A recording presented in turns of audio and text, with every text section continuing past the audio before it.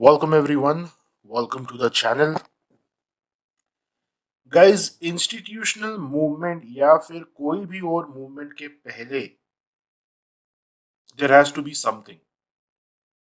वो चीज क्या है, उस चीज को कैसे आइडेंटिफाई किया जाता है और मिस्टेक्स कहाँ कहाँ होती हैं, ये तीनों चीजें आज हम इस वीडियो में कवर करेंगे. और मैं आपको एक्सप्लेन नहीं करूंगा. अगेन, हमारा अभी एक रिसेंटली एक स्टूडेंट के साथ एक रिव्यू सेशन कंडक्ट हुआ है. उस रिव्यू सेशन में ये टॉपिक मैंने बहुत अच्छे से एक्सप्लेन किया है. उस रिव्यू सेशन की रिकॉर्डिंग आपको इसी वीडियो में मिलेगी. हम पहले थोड़ा सा व्हाइट बोर्ड पे समझेंगे, उसके बाद आप उस रिव्यू सेशन की रिकॉर्डिंग देखेंगे जहां पे आपको ये समझ में आएगा कि बिल्डअप क्या होता है, बिल्डअप की इंपॉर्टेंस क्या है, क्यों उसे आइडेंटिफाई करना जरूरी है, वो कैसे आपको एक एज देता है आपकी ट्रेडिंग में, और गलतियां कहाँ कहाँ होती हैं. ये आप रिव्यू सेशन के वीडियो में समझेंगे. एंड थोड़ा सा एक बेस बनाने के लिए पहले कुछ पॉइंट्स में यहाँ पे आपको एक्सप्लेन करूंगा, तो वीडियो को आप एंड तक देखिएगा. ये कंसेप्ट समझ में आना बहुत जरूरी है एक स्ट्रॉन्ग बेस क्रिएट करने के लिए. ओके, सो गाइज, वीडियो चालू करने से पहले कुछ इंपॉर्टेंट अनाउंसमेंट्स हैं जो मैं यहाँ पे करना चाहता हूँ. फर्स्ट ऑफ ऑल, रिसेंटली आपके साथ एक पर्सनल एक्सपीरियंस में शेयर करूंगा. हम हमारा office, we are shifting the office to a new location. तो उस न्यू लोकेशन में बहुत सारा सामान हम ओल्ड ऑफिस से न्यू ऑफिस में शिफ्ट कर रहे हैं. कुछ नया सामान है जो न्यू ऑफिस के लिए हमने खरीदा हुआ है. मैं जब अपने मेंटर के अंदर ट्रेनिंग दिया करता था तो मैंने अराउंड 9 डायरीज बनाई थी जिसमें मैंने अपने नोट्स तैयार करे थे. राइट, जो भी चीजें मुझे समझ में आती थी मैं वीकेंड्स पे उस डायरी में एक रिकॉर्ड के फॉर्म में मैं सारी चीजें लिखता था.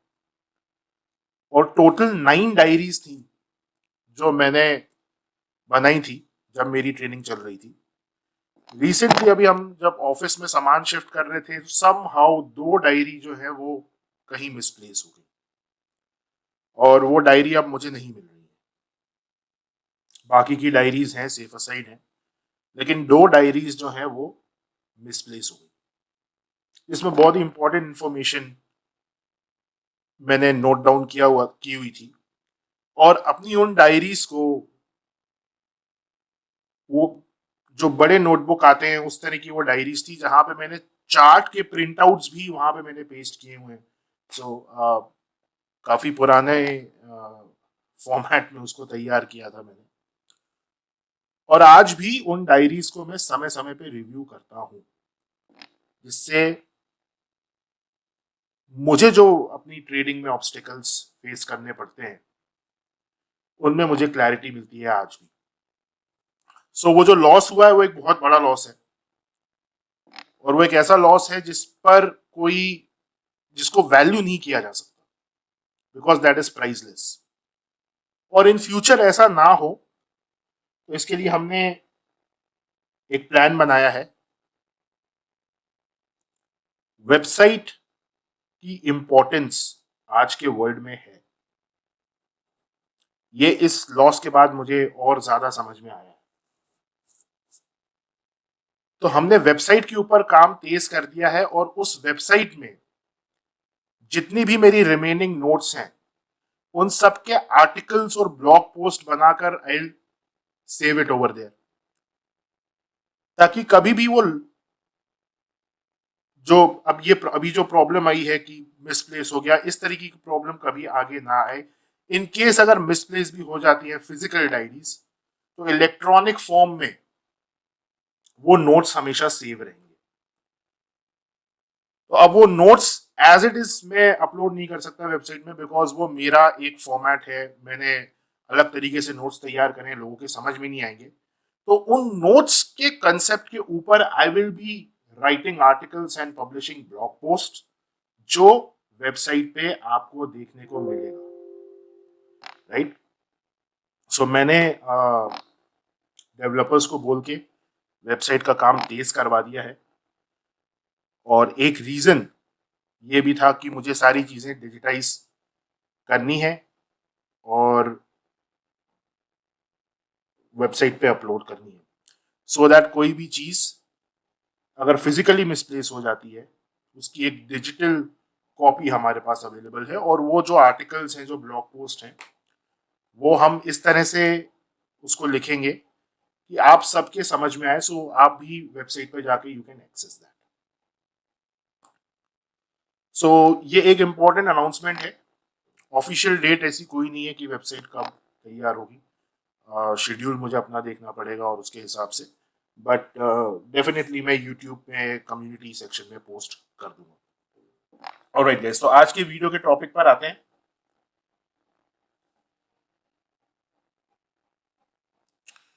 सो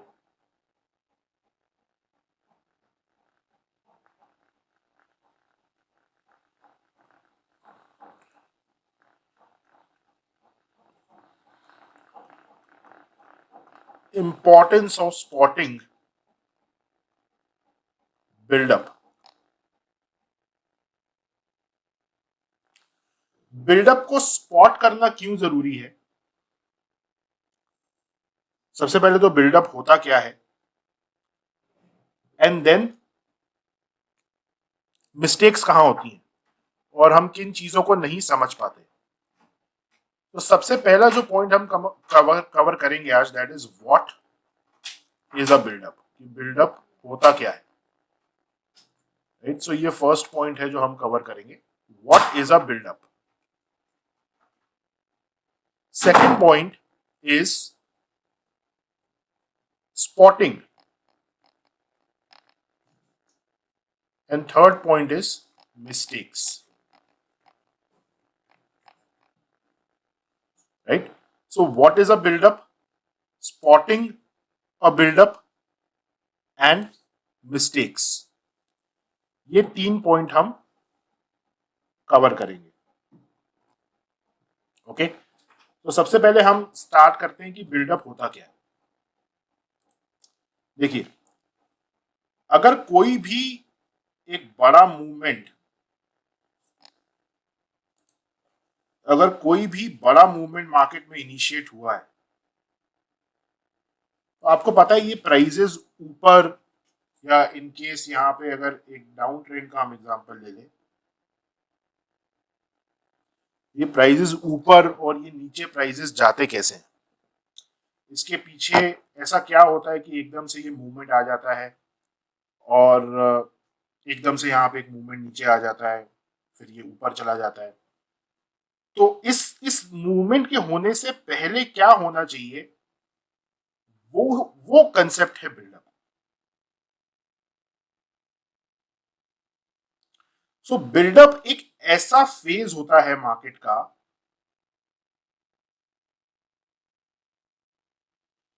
जहां पर एक पर्टिकुलर मीन के अराउंड ऑर्डर्स को पंच किया जाता है। लेट्स से यहाँ पे दिस इज 300, ये रेट 300 है और ये रेट है 290, राइट? 300 का रेट यहाँ पे इस बैंड पे है, 290 का रेट यहाँ पर है, और 295 जो है that is the mid point. ये जो 295 का जो एक मिड पॉइंट है, इसे बोला जाता है बेस फॉर प्लेसिंग ऑर्डर्स। मतलब this is the best price. Institutions 295 पे ऑर्डर प्लेस करना चाहते हैं। कुछ ऑर्डर्स ऐसे हैं जो 290 पे प्लेस हो जाते हैं, कुछ ऑर्डर्स ऐसे हैं जो 300 पे प्लेस हो जाते हैं, बिकॉज जरूरी नहीं है कि आपके पास अगर 100 करोड़ रुपए हैं तो वो 295 पे ही 100 करोड़ रुपए के ऑर्डर्स बिल्ड हो, राइट? तो ये 290 और 300 का जो एक बैंड है, इस बैंड को हम बोलते हैं बिल्डअप। बिल्डअप हमेशा अकर होगा किसी भी बड़ी मूवमेंट के पहले। आप जाकर इसको चार्ट्स में देख भी सकते हैं अगर आप इसको टेस्ट करना चाहते हैं। कोई भी बड़ी मूवमेंट बिना बिल्डअप के इनिशिएट नहीं हो सकती। सो यहां पे हमने समझा what is buildup, and I hope आपको क्लियर हो गया होगा। अभी जब आप रिव्यू सेशन की रिकॉर्डिंग देखेंगे और ज्यादा क्लियर हो जाएगा। इंपॉर्टेंस, आई थिंक आप समझ ही सकते हैं कि इंपॉर्टेंस क्यों इंपॉर्टेंट है, because specially for an intraday trader आपको 3:15 तक अगर एक बड़ी मूवमेंट कैप्चर करनी है तो आपको बिल्डअप जब कन्वर्ट हो रहा होता है एक मूवमेंट में, दैट इज योर स्पॉट जहां पे आप एंट्री लेंगे। तो कोई भी इन जनरल कोई भी बड़ी मूवमेंट कैप्चर करने से पहले आपको बिल्डअप स्पॉट करना जरूरी है। इंट्राडे ट्रेडर्स के लिए जो टर्न आएगा मार्केट में वहां पे आपको बिल्डअप को स्पॉट करना और उस पर्टिकुलर पॉइंट पे एंट्री लेना आपके लिए जरूरी है। एंड देन मिस्टेक्स जो हैं वो एक थोड़ा सा टेक्निकल कंसेप्ट है, तो अब आप रिव्यू सेशन की रिकॉर्डिंग देखिए, आपको मिस्टेक्स समझ में आएंगी और बिल्डअप क्या है और आपको इन डेप्थ वहां पे समझ में आएगा।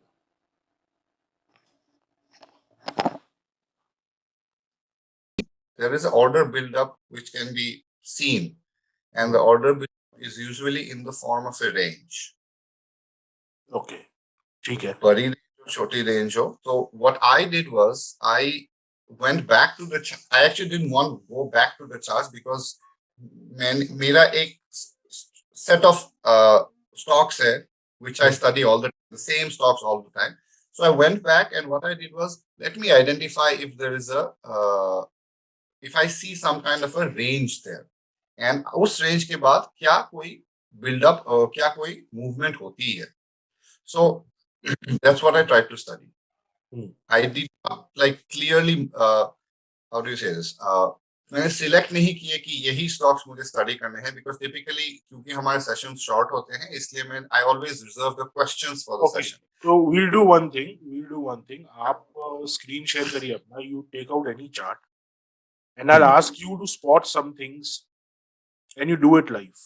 Can you do that? Yeah, sure. Yeah, sure. We'll spend some time in this and then we'll move forward to week number 2. Absolutely. Sharing disable किया हुआ है आपके तरफ से.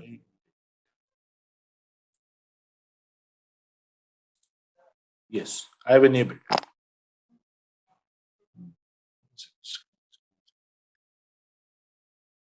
See my screen?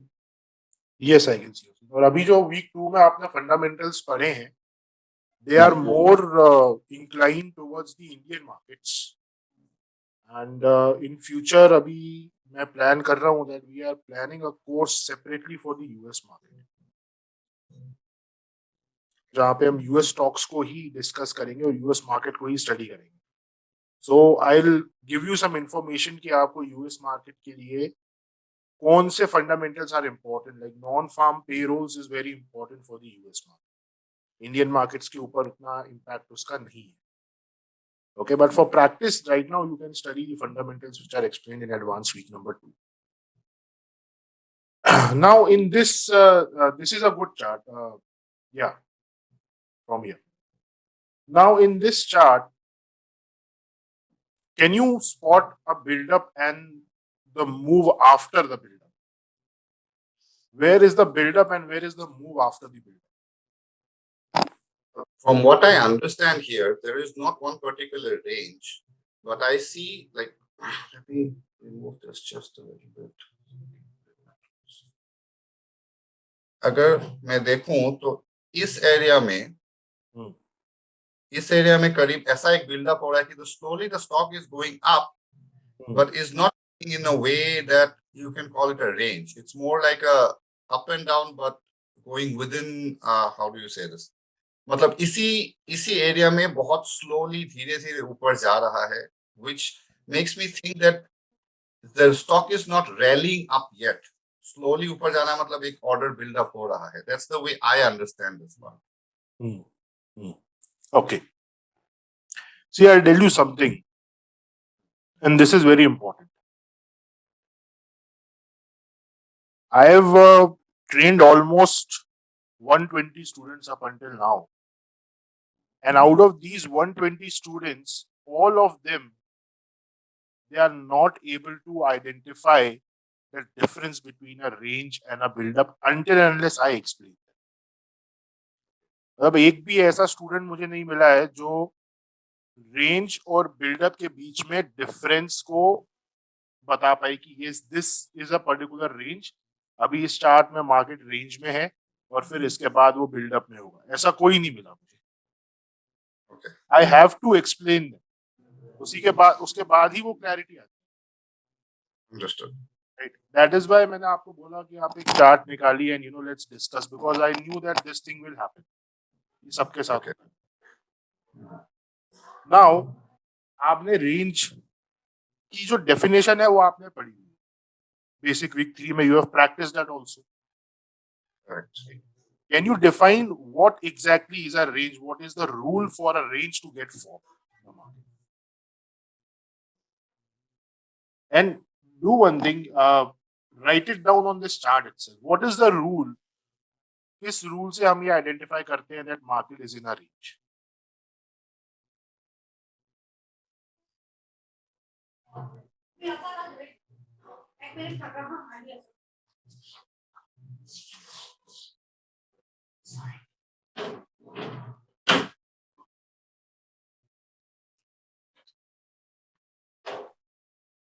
No, this is not. This is not what I'm asking. Range बनने के लिए what has to happen?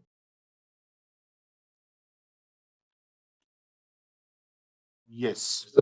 Okay. Yes. 4 touches will form a range, right?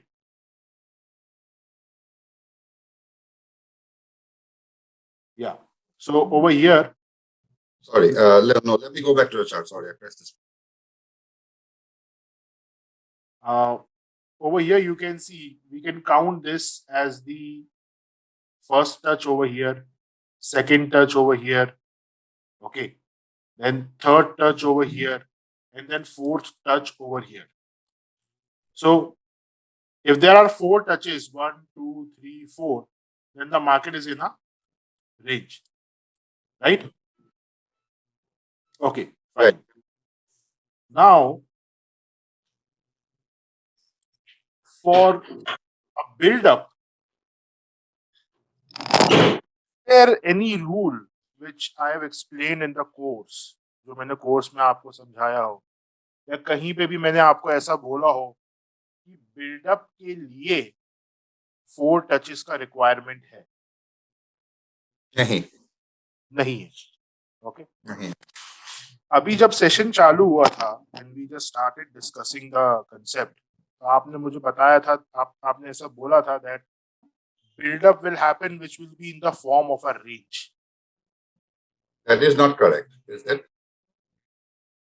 You tell me whether that is correct or not.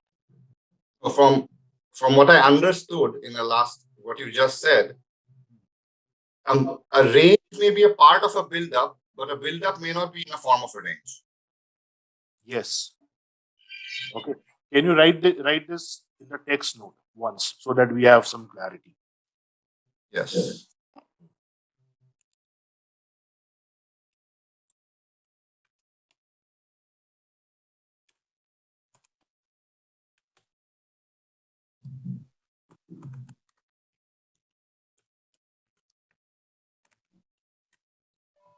this correct?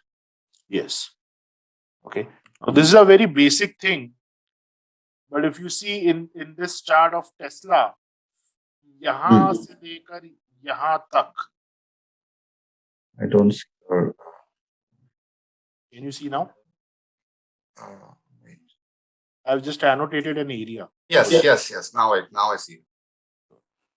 तो यहाँ से लेके यहाँ तक, this entire area, this area is in a build-up formation. Orders build up किए जा रहे हैं. But this is not a range. Correct. Okay. So a range is what we call as a market structure. And there are only 2 market structures. One is a ranging market, another one is a trending market. Correct. Okay. Build-up is not a market structure. क्योंकि ये जो area मैंने annotate किया है, आप इसको structure out कर सकते हो Can you give this नहीं entire area structure? नहीं You cannot give, right? So right range जब भी फॉर्म होगा, then that particular what that range is telling us कि मार्केट एक स्ट्रक्चर में मूव कर रहा है, उसका डिनोशन वो है that the market is moving in a structure. Range आया है तो उसके बाद ट्रेंड होगा, फिर ट्रेंड आया तो रेंज होगा. This is how the market moves. Buildup हो रहा है, बिल्डअप जहां पे फॉर्म होता है तो वहां पे बोला जाता है that this is a price discovery stage. Right, किस प्राइस, एक पर्टिकुलर प्राइस को डिस्कवर करके उस प्राइस को एक बेस बना के उसके आजू बाजू ऊपर नीचे से मार्केट को मोमेंटम दिया जाए. So this is the importance of the buildup. अब बिल्डअप जब भी होगा there will be a movement, जो आप हम अभी डिस्कस करेंगे एंट्रीज एंड एग्जिट्स कैसे लेते हैं थर्ड वीक में. वहां पे बिल्डअप की इंपॉर्टेंस है, वहां पे रेंज की इंपॉर्टेंस नहीं है. ऐसा नहीं रेंज होगा तो उसके बाद मूवमेंट होगा, this is not, there is no rule like that. लेकिन बिल्डअप अगर हो रहा है, ऑर्डर्स पंच किए जा रहे हैं तो वो परफॉर्म करेंगे ही करेंगे. तो it is very important that you differentiate कि बिल्डअप कहां पर है और मार्केट स्ट्रक्चर आउट कहां पे हो रहा है, रेंज में कहां पे मूव हो रहा है. It is very important. Right, range में जब मार्केट जा रहा है तो उसको ट्रेड करने का there is a different methodology, structure basis पे ट्रेड. हाँ, बिल्डअप हो रहा है, जैसे अभी आप जब स्टॉक सिलेक्शन स्टडी करेंगे in week number 7, in stock selection अगर आप इंट्राडे के लिए कर रहे हो, अगर आप 2 से 3 दिन के बीच में एक ट्रेड लेना चाहते हो, so you need to identify stocks जहां पे बिल्डअप खत्म हो रहा है. तब बिल्डअप होने के बाद फिर the buildup is ending and that is correlating everything with the sector, और वहां पे जो भी आपको एक अपॉर्चुनिटी मिल रही है you can take that opportunity. 7th week में हम डिस्कस करेंगे उसको. तो उसके लिए ये बेसिक क्लियर होना बहुत जरूरी है. This is a very basic concept, very initial level concept, जहां पे आपको ये क्लैरिटी होनी चाहिए कि बेसिकली बिल्डअप क्या होता है और बिल्डअप और रेंज के बीच में what is the difference. Right, so I hope this is clear. okay, I have a question. Yeah, this is very clear. I was totally wrong about this. So abhi, now when we look at the entire structure and the chart in the past, we see that yeah, this part is building up. लेकिन मुझे अभी I'm a bit confused कि इस area को हम build up क्यों कहते हैं? Is it because the price is moving sideways? No, not sideways. Sideways is something like this again. वो फिर प्रॉपर साइडवेज होना चाहिए. प्रॉपर साइडवेज होगा तो वो रेंज हो जाएगा. Market will be in a range structure. Buildup doesn't have a structure. Okay, आप, मैं थोड़ा सा और एडवांस आपको लेके जाता हूँ, but try to understand. Okay, देखिए बिल्डअप में क्या होता है, जो मार्केट की वेलोसिटी होती है, you understand what velocity is? Kind of, yeah. So velocity becomes slow और उसकी वजह से स्ट्रक्चर डिस्टर्ब होता है. राइट, एक, let's say there is a car which is moving at a speed of 100 kilometers per hour.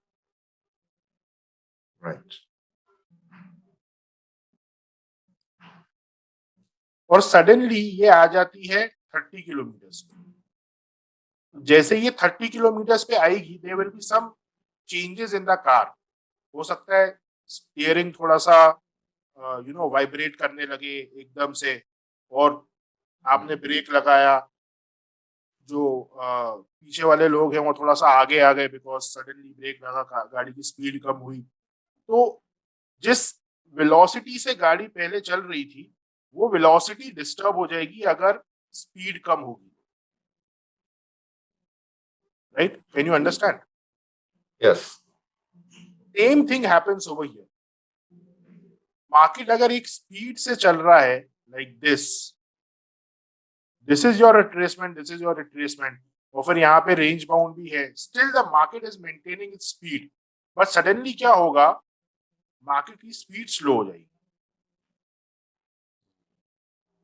Now you compare this speed with this speed with this speed and now ये जो speed market अब ले, can you see the difference in how the market is going? मतलब यहाँ पे किस तरह से उसमें स्पीड है और यहाँ पे फिर कैसी स्पीड हो गई, राइट, हाँ दिखाई दे रहा है।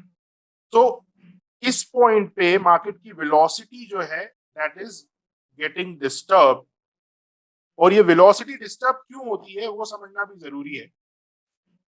If I want to infuse 200 CR in the market, मेरे को 200 करोड़ रुपए मार्केट में इन्फ्यूज करने हैं, right, I want to push market forward from this point, और 200 करोड़ रुपए मुझे बाजार में डालने हैं, तो I can not put this money जब मार्केट इतनी स्ट्रेंथ में एक पूरे पैटर्न में मूव कर रहा है, राइट। सो यहाँ पे 200 करोड़ रुपए अगर मुझे डालने हैं, सो फर्स्ट ऑफ ऑल मुझे प्राइस डिसाइड करना पड़ेगा, लेट्स से $1200। $1200 के रेट में I will infuse this 200 crore. अब 1200 के ही रेट पे ये पूरे 200 करोड़ रुपए डिप्लॉय हो जाए ऐसा पॉसिबल नहीं है। You know some will get, कुछ पैसा होगा वो 1250 यहाँ पे डिप्लॉय होगा, कुछ 1150 पे डिप्लॉय होगा, तो 1200 पे अगर मैंने डिप्लॉय किया तो मार्केट थोड़ा सा ऊपर चला जाएगा, it will move up, right. फिर मुझे 1200 के पास, जितना पास हो सकता है मुझे डिप्लॉय करना है, मार्केट नीचे पुश होगा अगेन, लेट्स से 1260 पे मैंने डिप्लॉय किया थोड़ा, और वो फिर से ऊपर पुश हो गया, फिर वो थोड़ा सा नीचे आया, 1230 के आसपास मुझे रेट मिला, मैंने और वहां पे 50 करोड़ रुपए डिप्लॉय कर दिए। ऐसे कर करके मुझे अपने 200 करोड़ रुपए को फुलफिल करना है 1200 के रेट के आसपास। 1200 इज माई बेस रेट। 1200 पे अगर मेरे को सारे ऑर्डर्स मिल जाएंगे तो बहुत ही अच्छा है, बट ऐसा होता नहीं है। It is generally a band, आप समझ लो 1100 से 1250 के बीच का एक बैंड होगा जहां पे मेरे छोटे छोटे से ऑर्डर्स, आप 5-5, 6-6 करोड़ रुपए के ऑर्डर्स मेरे फिल हो रहे हैं, और उसकी वजह से इस तरह का स्ट्रक्चर फॉर्म होता है जो यहाँ पे मैंने सर्कल आउट किया हुआ। This is buildup.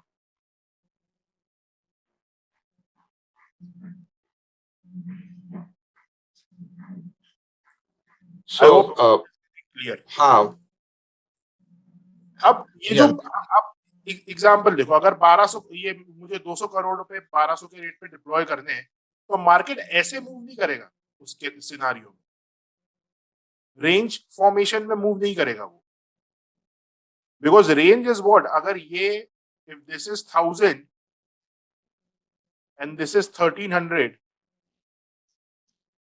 तो 300 रुपए का डिफरेंस मुझे मिल रहा है, और अगर मेरा इन्वेस्टमेंट 200 करोड़ रुपए का है, देन 300 रुपीज, $300, जो भी आपको मानना है, पर share, it is a very big loss for me. मैं काम ही नहीं कर पाऊंगा if I am an institutional trader, right. हो सकता है आपके लिए $300 इतना बड़ा अमाउंट नहीं हो क्योंकि आपकी क्वांटिटी कम है, but if you are investing in millions and you are losing $300 on one particular share, तो आप कैसे ट्रेड करोगे? एक ही ट्रेड में आप मार्केट से बाहर हो जाओगे। तो रेंज जो है वो, that is not a form of buildup. Buildup will always happen in a tight, आप उसे कह सकते हो स्ट्रक्चर, जैसे यहाँ पे आपको दिख रहा है इस तरीके की जो मूवमेंट होती है, जो ये यहाँ पे मैंने जो सर्कल आउट किया हुआ है, right, this is a buildup. Sometimes ऐसा होता है कि बिल्डअप के अंदर हमको रेंज जैसा कुछ दिख जाता है, बट उसे रेंज मानना नहीं चाहिए, हाँ, बट आइडेंटिफिकेशन के लिए, अब जैसे यहाँ पे ये है तो इसको हम रेंज बोल सकते हैं, we can call this is it as a range. तो बिल्डअप, ओवरऑल बिल्डअप के अंदर आपको हो सकता है 2-3 छोटी छोटी सी रेंजेस मिल जाए, but how you will differentiate कि वो बिल्डअप है या रेंज है, is you have to see overall क्या मार्केट की वेलोसिटी, जो मार्केट का एक फ्लो है, वो कंट्रोल्ड है या कम, या फुल फ्लो में मार्केट मूव कर रहा है, वहां पे वो आपको डिफरेंशिएट करना पड़ता है।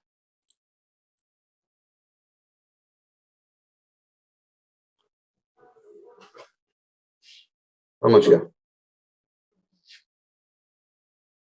Now I think I was totally wrong about this. This is not as simple as it looks.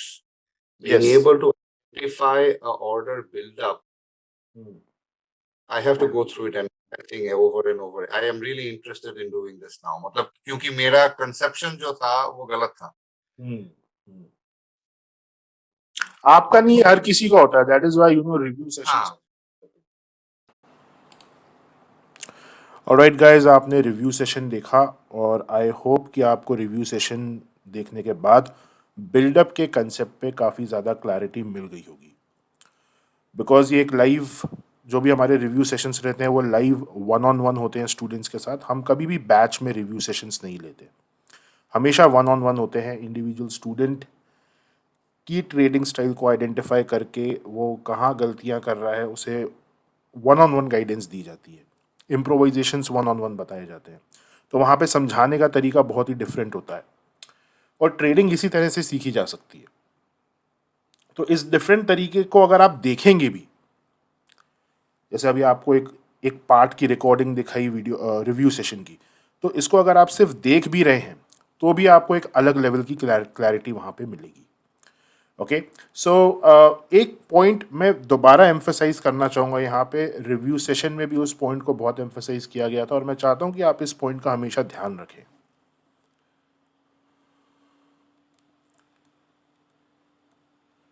Buildup का मतलब रेंज नहीं होता.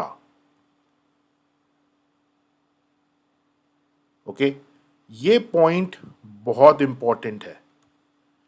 बिल्डअप का मतलब रेंज नहीं होता.